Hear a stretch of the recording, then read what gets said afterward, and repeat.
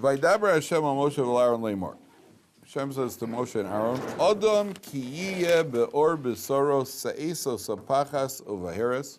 When a man have on his flesh a se'es, sapachas, or baheres, these are names of various types of what we translate as leprosy. The Torah calls it saras. V'haya be'or b'soro l'negat saras will be a how does the article translate a nega? An affliction of the skin of his flesh. V'huva el Aaron HaKohen o el echad mibanav HaKohanim should be brought to Aaron HaKohen or to one of the Kohanim. And then what does the Kohen do? V'ra HaKohen es ha'nega v'ra basar. The Kohen looks at the affliction, and then the Torah describes various things that could have happened. There's a hair growing out of it, it stays white, it disappears, it goes away, covered. The Torah goes through an entire list of various types of plagues that the Torah goes through in Parshat Tazria. Just say thank you that this week we have because of the leap year, so we don't have Tazria and Mitzorah in a double header. It's because it's very hard to get through the Rashis here. You have to go through the entire Parsha. Now, the part of the idea here is like this. You see, you're talking about something which is called spiritual leprosy. We call it leprosy because of leprosy that we know. That's the closest thing we know. This is a physiological manifestation of a spiritually induced punishment. So that means a person has done something to earn leprosy. And we'll see that there are different things a person can do and different types of leprosy a person can get. You know what? I'm going to stop calling it leprosy. I'm going to call it saras. And the most famous cause of saras is what? Lashon hara. Lashon hara, speaking bad about other people. You're punished by saras. We have an example of it in the Torah twice. Once is where Moshe Rabbeinu says something bad about the Jewish people. And he puts his hand in God says, put your hand under your arm, and he pulls it out, and Moshe Rabbeinu is covered with saras. Because he said the Jewish people won't believe me. Right, and for Moshe Rabbeinu's arm is called. Then you have the other example is Aaron and Miriam. Aaron and Miriam is actually afflicted and the Jewish people have to wait for her for 7 days. She's outside the camp. So we have openly the Torah talks about it happening. Now, the first thing you have to, there are 2 points that I want to cover when it comes to the saras. Number one, why is it called a nega? A nega, the affliction, in the second line from the top. It says, when he has in the flesh of his skin, he has a nega of tsaras, a nega. What is the word nega, which the article translates as an affliction, which is correct? What is it related to? What Hebrew words are related to? Correct. It means from nogea in Hebrew means to touch. Somebody who is considered biased in a certain area, any area, if you're ever biased about something, you're called in Hebrew nogea b'davar. You're touching it. If I ask you for a judgment about something which you are heavily biased towards. So, for example, if you go to a judge, and a judge is certainly inclined in a certain direction, say he's already nogea b'davar. Like the United States Supreme Court, they can basically predict how the judges are going to rule on a given case because they're liberals and they're conservatives. So if a case comes up, like let's say abortion. Right, so the liberal judges are going to vote for it. The conservative judges are going to, but you're voting for it not because of the actual thing itself, it's because you're inclined in that direction. You're a nogea b'davar. You have a personal interest or personal bias in that direction. So the word nega comes from the Hebrew word touch. Now, why would an affliction here in specifically be called a touch? Why is an affliction called a touch? Very interesting. What goes on here with saras? Why is an affliction called a touch? You've been touched by God. You've been touched by God. Now, you have to understand what's going on here. A guy speaks Lashon Hara, which nobody could hear. The only person who could hear it is the person I'm saying it to. And the next thing you know, boom, you're touched by God. God said, I heard.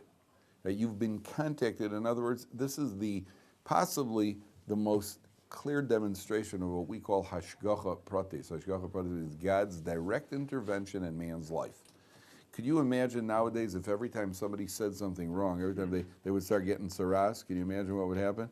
You know, people would only speak goodness. Mm-hmm. Like that's all you'd hear is love and goodness. Because if every time, so you could get saras from Lashon Hara, a person could get saras by behaving in a haughty manner. He could get saras, being arrogant. We would be so humble. If a person is stingy, he could get saras on the walls of his house.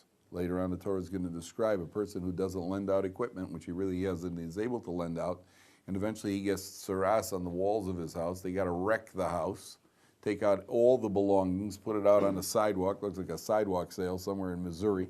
And he's got all his and everybody walks past and says, "Oh, I thought you said you didn't have a lawnmower. You know, I asked you to borrow your lawnmower. There it is over here." You know, yeah. So the idea that for something so slight, words, intangible, what the Gemara calls vapor, you've been touched. A direct contact between God and the individual, and therefore it's called a nega. It's the clearest demonstration of HaKadosh Baruch Hu's, what do you call it, Hashgacha Pratis, yeah. When they did have Surahs, and they did have a clear demonstration of HaKadosh Baruch Hu checking out, making sure that you're saying the right thing, how could anybody say Lashon Hara then? It's like anything else. How could Miriam say Lashon Hara? Often there's a rationalization, and you think you're doing it for the right reason, and maybe you haven't seen it. The last time anybody got Surahs was 3 months ago, you know, and you actually slipped up, and you made a, you know, the rabbi in Shul gave a talk, and you just kind of leaned over and said to the guy, "Boy, you know, it sounds like a French horn. You know, you say he blows wind and it never ends. You know, something like that." He just made a snide comment, you know, in Shul, and he just say, if for that same question, I got a better question for you. Not a better question, another question. A guy down the block was caught eating treif. They took him to Beis Din and they whipped him. You know, and now he's walking around with bandages for a couple of weeks. He's walking very tenderly. How could anybody, and everybody knows about it, there was a whooping, right? How could anybody then go and eat treif? The answer is that as human beings, you could easily forget. So there would be far fewer. But you know, it's certainly one of the most efficient means of Malkus was very efficient. You know that, and remember that kid in Singapore. They had that kid, an international case years ago in Singapore. The kid had spray painted something in Singapore. So they were going to give him, the punishment was to hit him 6 times with a bamboo stick. Their corporal punishment, which apparently is very painful. There was an international outcry, so they reduced it to 4. Right, and then the kid said, "Yeah, I'm taking Singapore off my must-visit list." You know, he never went back to Singapore. And in Singapore, I think there's no gum on the streets in Singapore. I think it's clean. Cigarette butts. No cigarette butts, no gum, no spray painting. Everything is still in Singapore because we take care of the problem very easily. First of all, we take people out and you whoop them good. And that's a language people understand. And if anybody is liberal, he gets whipped even more, right? And that takes care of that problem. You know. Okay, so obviously there's always the problem. Maybe you're going to whip the wrong people and so on and so forth. The bottom line is like Sam's asking, so how does anybody ever mess up? Well, the answer is, yeah, you're right. Most people don't.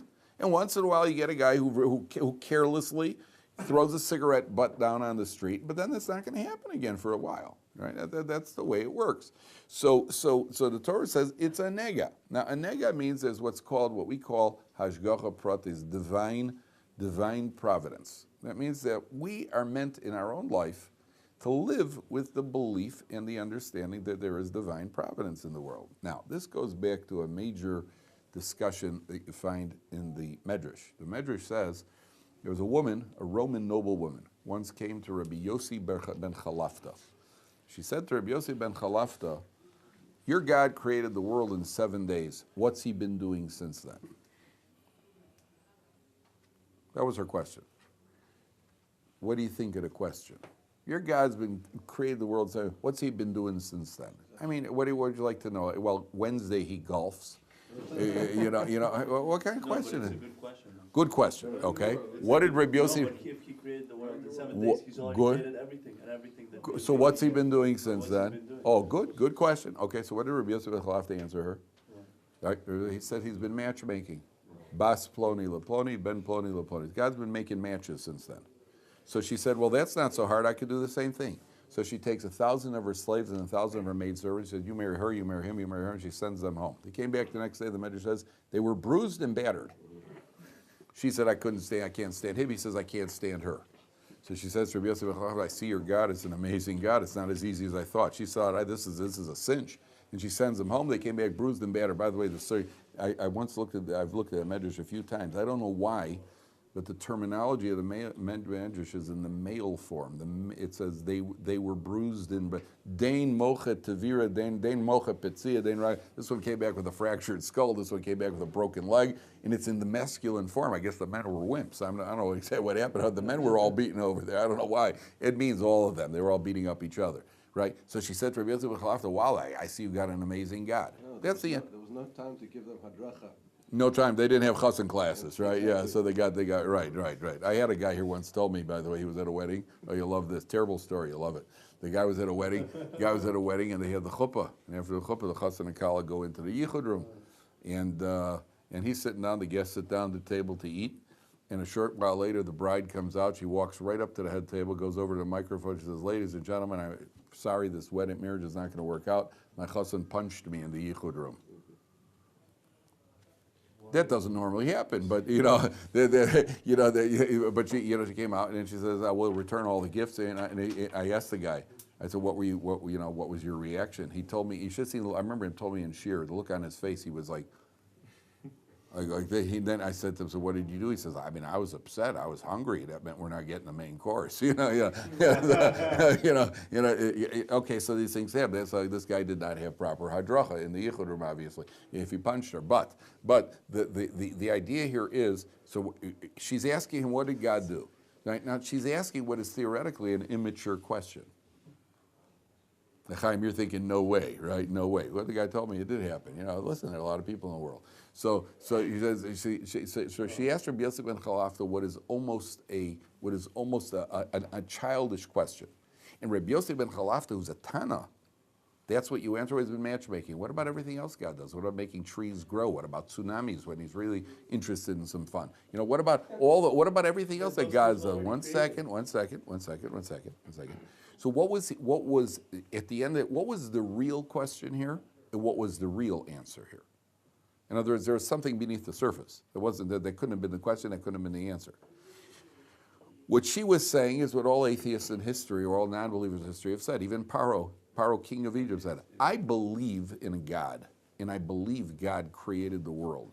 Everybody knows the world didn't come from nothing. God, of course, created the world. What's he been doing since then? Meaning, I don't believe that God is involved in the day-to-day running of the world. Now, we say clearly in davening every morning, and it's after Psukei de Zimra, so everybody says it,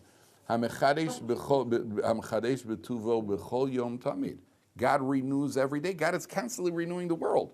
It's happening all the time. It's not like God. It's like God has his feet. It's not like God created the world and stepped back. The world is constantly being maintained. Okay, number one. Number two, what she really is saying is, I believe God created the world, but then he set the world into motion and has no further involvement in the world. So what Rabbi Yosef ben Chalafta does? Rabbi Yosef ben Chalafta says, I'll give you an example of something even a Roman noblewoman can understand. He's been doing? He's been matchmaking. Of course he's been doing more than that. But if you ever want to see the hand of God is always involved whenever there's a match. Because matches happen in the strangest ways possible. Matches, ask anybody who ever get engaged, how did you meet your kala? Right? So there's always a story. There's always a story. People will something get from the it was mamish bashert. Right? They've learned the word. It was mamish bashert. I've asked guys, wow, how did your shidduch happen? The guy will look at me like he narrows his eyes, he looks at me like that. So my response is, listen, I wasn't a heretic up until now. I'm also a believer. That wasn't my question. Don't be an annoying Baal Tshuva and start giving me a philosophy question. If I ask you how your match happened, I want to know who was the matchmaker. I didn't ask you for a Musar Shmooze and belief in God. So somebody once walked into our house and somebody got engaged. So I asked them, how did you, who made your shidduch? So the guy goes like that. My wife says, "Oh, I didn't know our upstairs neighbors are shadchanim," and she's not even cynical. So I'm asking you a question because I'm asking you a question I want to know. Now, you ask anybody how their shidduch happened, there's always a story. Well, I went to somebody's house for Shabbos, and I really didn't want to go, and my friend dragged me along, and there was a girl there who she ended up there, and her friend dragged her along. So we both just realized we're antisocial. We're meant for each other, and there we are, Or there's and they have the strangest stories in the world. A guy, what happened? How did shit up? Well, my brother was driving one day and his car broke down, and this car, this car with a bunch of yeshiva guys stopped, and one of the yeshiva guys got up and fixed his tire, and my brother's just looking at him. He's thinking, wow, my sister's roommate in SEM, she's looking for a guy who's good at fixing tires, and there we are. And next thing you know, they live happily ever after. So it doesn't. So even a Roman noblewoman, you always meet somebody. It's like, whoa, how did I didn't even meant to be there, and she happened to be there. And one thing, the next thing you know, a guy from New York is marrying a girl from Uruguay, right? Because they happen to meet in Israel. Their paths would have never crossed, right? How did that even happen? My brother's wife is from Uruguay. That's why I use that example. My brother's from Chicago. Chas v'shalom, he's not from New York. He's from Chicago. So but he was learning in Israel. He's learning in the Mir Yeshiva. He's learning in the Mir Yeshiva. This is a girl she's from Uruguay. She's studying in a seminary in Bnei Brak. And one day, her brother-in-law calls his best friend in the Mir Yeshiva and says, well, I got a girl who's this, that, and the other. Have you got a guy for me? He says, yeah, I got to, get this guy from Chicago. Next thing you know, they're getting married. So it doesn't make any sense. That's what Rabbi Yosef is telling her. The same way that in matchmaking, there's always a story and it doesn't make sense. That's what God's doing in the world all the time. God is involved, and you could see God's hand in the day-to-day running of the world. That's why it's called a nega. A nega means that God is touching you directly. There's a direct touch of God in every step of the way. The Gemara says, Kasha, this is a misquote. It's a misquote. The Gemara says, it is harder to make a match than to split the sea, the Kriyas Yamsuf. But the Gemara says that's talking about Zivug Sheni. Zivug Sheni means when it's a remarriage. For the first marriage, there was a heavenly voice, a bas kol. Heavenly voice comes out and says, bas ploni leploni. On the rematch, it says it's as hard to match them up as splitting the sea. But you know where else it says that about? It says that about Parnasa as well. A man's Parnasa is as hard as splitting the sea, right? So even in Parnasa, you see, one day I've got friends who were least if they had, what do you call it, in high school, they would have, how they always write what they predict for this guy's going to become the vice president and is most likely to succeed. I've got friends who you would have written yourself least likely to succeed at anything in life. And a couple of these guys are multimillionaires, which I consider success, right? They're least likely, you got not good socially, not good in school, not good in anything. But he had the magic touch. And the magic touch means that HaKadosh Baruch Hu was pushing his finger around and wanted him to succeed. A lot of guys are very smart and finished college and got good degrees from fancy Ivy League schools, never made it. What's his name? What's the name of the guy? There's a guy one of these mega rich guys in the world. Not Bill Gates, not Warren Buffett. Anyway, this guy was speaking at Harvard University at the graduation exercise. At Harvard University, he was the guest speaker, a multi-billionaire. And I always forget his name. He's a real in-your-face guy. So he gets up he spoke at Harvard one year at the graduation exercise. He says, well, to the graduating, he gets up on the podium. He says, to the graduating class of Harvard University, I'd like to tell you, I feel sorry for you. So often speakers start with like a dramatic thing. Everybody's waiting for the punchline. He says, well, you've graduated college and you have just saddled yourselves to a life of financial mediocrity. If you take a look at the list of the 9 out of the 10 richest people in the world, not one of them graduated college. They made all their money. I say, you guys have graduated. You're going to take a corporate job. You're going to get told what to do. You'll max out at about $250,000 a year. You're never going to make it. The guy kept, Larry Ellison. And the guy kept talking. And after about 10 minutes, when they picked up his drift, the guy wasn't making jokes. He was saying that these guys are a bunch of losers. They eventually removed him from the stage. They sent up the usher way. They sent up the ushers to remove him from the stage because here he is. He's bashing these Harvard grads because the 9 out of the 10. Bill Gates never graduated. Why would he graduate? And there he is. So the answer is that's what we call hashgacha pratis. Hashgacha pratis is where you see the finger. Where you see it most is when it comes to lashon hara. Nobody hears you. Nobody knows what you're saying. Nobody's with you. And now the guy's got tzaras. Now what does he do? What does the Torah say he does? You go to the Kohen. Now, that itself, the Kohen then takes a look at you. Now, I want to tell you a couple of laws that you find by tzaras. The reformers, reformers in the 1800s, in the 19th century, when the reform movement was strong, they, like everything else in Torah, which they tried to change and they tried to distort, so they said, well, you know, you got a contagious disease over here, right? You got a contagious disease, and we have it nowadays. We have leprosy and leper colonies and so on and so forth. So Rav Shimshon Raphael Hirsch, who was fighting the reformers hand and foot, so Rav Hirsch details about 9 or 10 reasons why this is clearly not the contagious leprosy. This is a supernatural disease. And he says one of the reasons is, first of all, who does he go to? He goes to the Kohen. I mean, if you got a sore throat, what are you going to do? Go to the Kohen? You know, you got a chest, you're having trouble breathing. What are you going to go to the Kohen? What are you going to the Kohen for? If you got a medical problem, what are you going to the Kohen for? And the Torah says that a guy rolls back his sleeve and says, you know, I got some white stuff over here. And the Kohen takes a look at it. He goes, you know, we better close you off for 7 days. Let's see. We'll talk in 7 days. Let's see if it happens. What's the guy supposed to do during those 7 days? What's he supposed to be doing when he gets his job? Daven tshuva. Do tshuva. Something's going wrong in your life. Do tshuva. You go to the Kohen, number one. Number two, when the Kohen examines the guy, he does not examine any hidden folds in the skin. It's based on what you look at. You don't open up and see if the guy's schmaltzy. You don't open up the folds, the schmaltz on the body. You take a look. He's got it on his stomach. You don't open up the folds. Can you imagine a contagious disease expert taking a look without checking to see where else the disease has spread to? Number three, the Kohen does not check him on the holidays. Now think about this. In Yerushalayim, where you've got a mass of crowds of people, for a short period of time, massed together, if somebody's got, no, we don't check for tzaras then. I mean, of all times for a contagious disease to spread, that would be the time it was right. And the Torah says, no, you don't check that. Everything about it indicates this was not a regular medical disease. It has a physiological manifestation. It's very uncomfortable. And then the guy is taken and he's put outside the camp and he's closed off by himself. Why is he closed off by himself? So there's no one to talk Lashon Hara to. Okay, you're very close.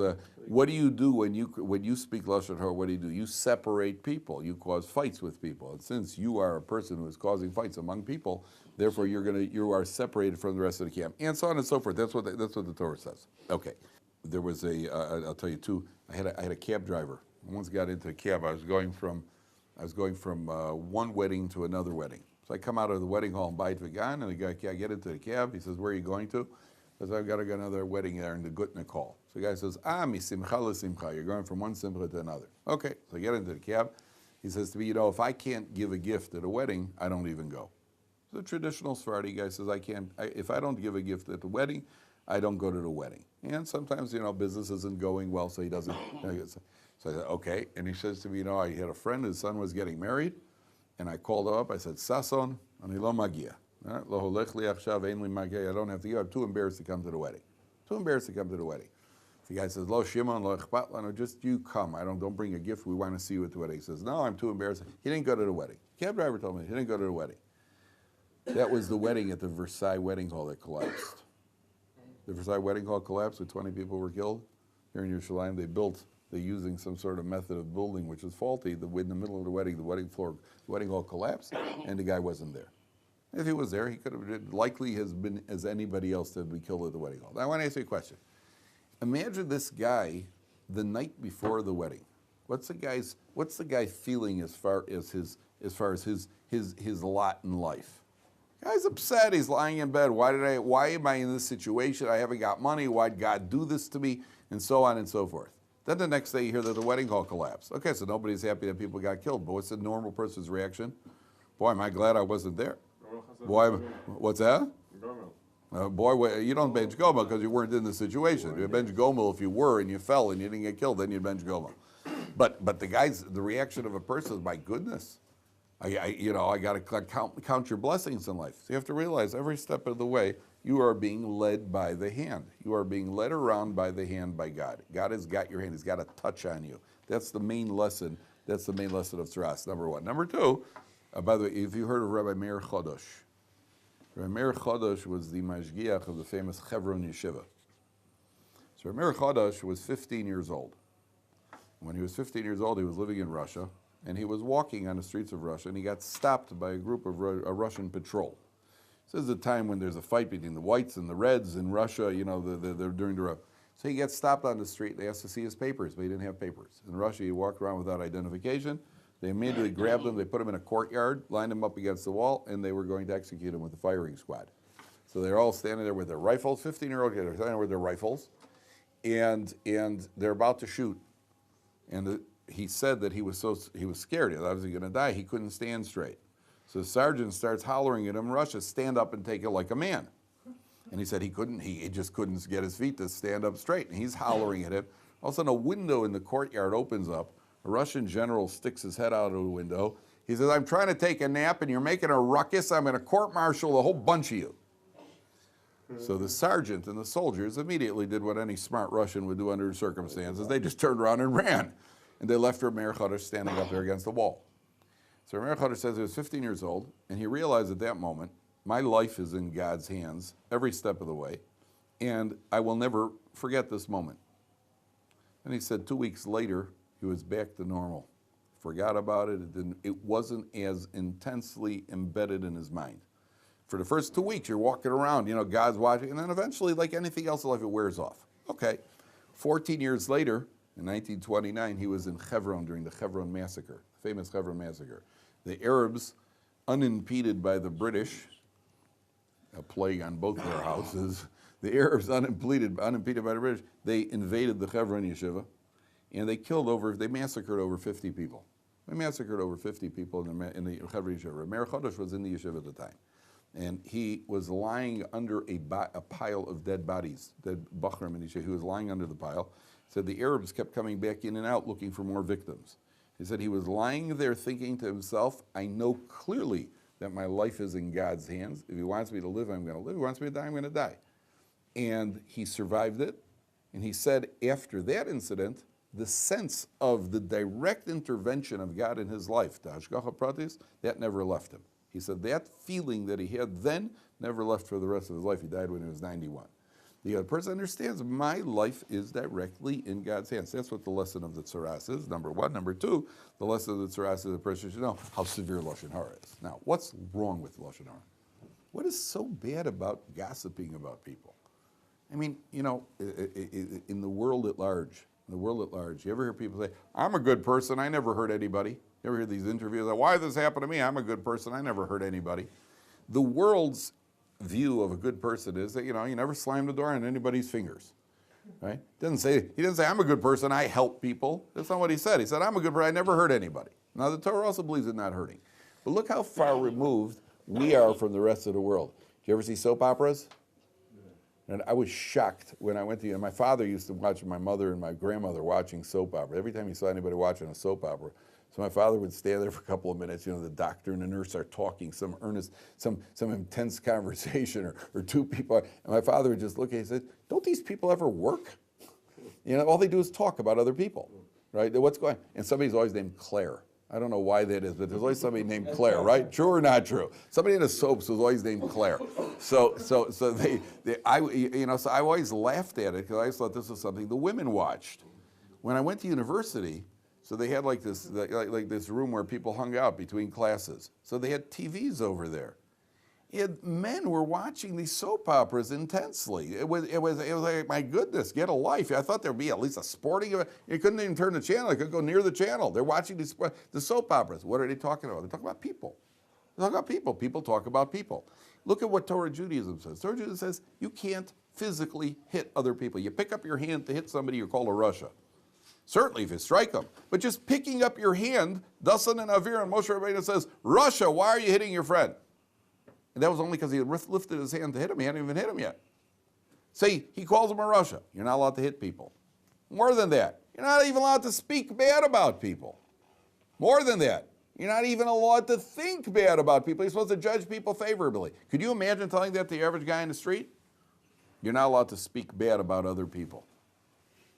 Why not? I'm not hurting them. Ooh, the Torah says you are hurting them. The Torah says you're hurting the other person. And even more than that, you know what's happening? You're hurting yourself. If you speak Lashon Hara about other people, you're hurting yourself. What is Lashon Hara an indication of? Why is it so bad? So the Gemara says Lashon Hara is a sign of internal rot. There's no physical, tangible pleasure in speaking Lashon Hara. You can't say, well, I had this overwhelming temptation like eating a cheeseburger. There's no physical overwhelming temptation. Why did you do it? The answer is, it's coming from a feeling, the easiest way to promote myself, how do I lift myself up? By pushing down on other people. If I push down on others, that by definition lifts me up, which is it's really not accurate, because when you push down on other people, the people that you speak Lashon Hara to, that you have a conversation with, when you walk away, they lose respect for you. They more say, what a gossip monger. He's just a gossip monger. I wonder what he's saying about me when my back is turned. And therefore, a person who speaks Lashon Hara is an indication that something inside of you is not right. Something in you, there's an internal rot when you speak Lashon Hara, and a person is taken to task. You're compared to a snake. A snake bites and gets no pleasure. When a snake bites, the snake doesn't, it's like a lion who takes a nice chunk out of a zebra and has a good lunch. Snake bites somebody, snake doesn't get any pleasure when he bites. A person who speaks Lashon Hara, there's no physical pleasure, there's no tangible pleasure. You are a spiteful person. And you know what else? What other creature somebody who speaks Lashon Hara is compared to? What else is he compared to? A rabid dog. Not just a dog, a rabid dog. Because a rabid dog walks around like on the side of the road with his ears. There's the Chafetz Chaim brings down all sorts of signs of a rabid dog. Somebody who speaks Lashon Hara, you're always hanging around on the periphery. You're pretending like you're not listening to what's going on. That's when you get to hear all the good stuff. You know, you're rapping on your tefillin after davening and shul, right? And all of a sudden you hear a nice juicy conversation. You never look over like that because then they'll stop talking. So you pretend that you're busy with something else, and all you're thinking is, right? And then you go and you spread the goods, right? And that's why a person who speaks Lashon Hara it says the Torah says, Lo selech rachil ba'amecha, do not go about as a peddler, because a professional gossiper is somebody who peddles his wares. He goes from one person to the other and peddles his wares. That's why it's considered such a dreadful indication. I would give you one piece of advice: when you go out and when you're looking for a wife, one of the qualities you should look, there are several qualities you should look for. Some of them are green. But one of the qualities, and I'm not talking about the color of her eyes either, one of the qualities you should be, I'm talking about her dad's bank account. One of the qualities that you should be looking for in a wife, I always tell the guys, well, if you're looking for something in a wife, a girl who's, we're talking about somebody who's from, she should be somebody who is careful not to speak Lashon Hara. That's impossible to find. It is not impossible to find. It is not impossible to find. There are plenty of people, or at least she should be bothered by the fact that she does, but not that she should have a tendency to speak Lashon Hara. I'll tell you two stories. And I'll tell you why that's such an important quality.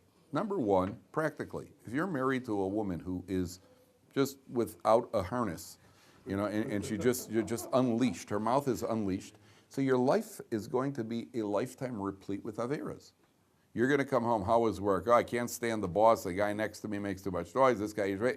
Naming every people. Reuven, I don't like Shimon. Shimon is a lousy worker. Levi, I don't know who he thinks he is. Boom.